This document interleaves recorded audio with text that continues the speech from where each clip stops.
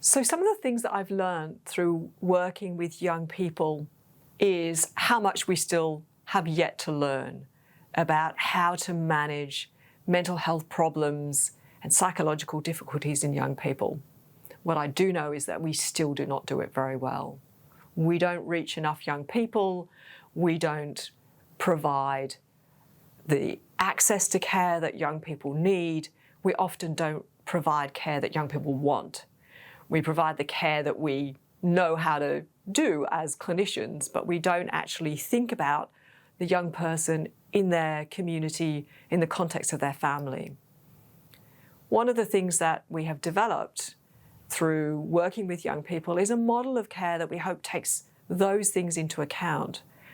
That in collaborating with young people, in working in partnership, and really, we hope, listening to what young people are saying, we can actually do much better, and we can do much better across the whole system of mental health, not just at the Brain and Mind Centre, but actually in youth services around the country, in specialised mental health care in Australia and around the world.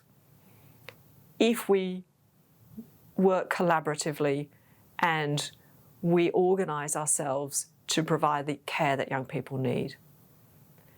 And there have been certain components of that care.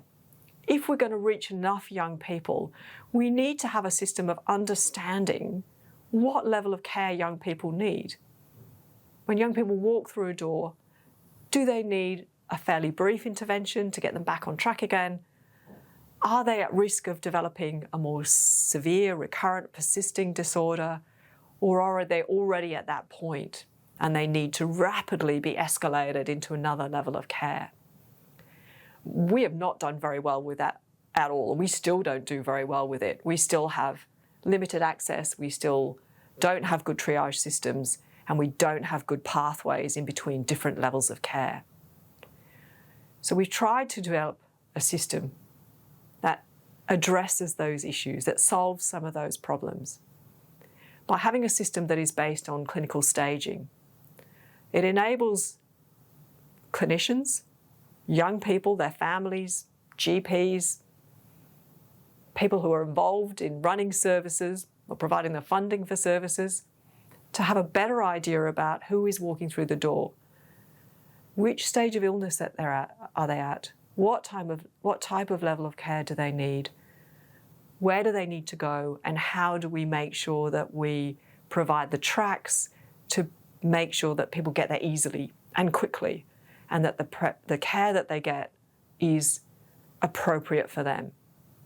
So clinical staging, which goes from stage 0 through to stage 4, for most of the youth services that we see, they're really dealing with people who are help seeking stage 1A or 1B, in that either require a fairly low intensity of service or they're at risk of going on to develop more severe disorders, and they need really to have more face-to-face individual treatment that addresses the issues that they have, the risk factors that they have, the strengths that they have, and make sure they're back on track to recovery.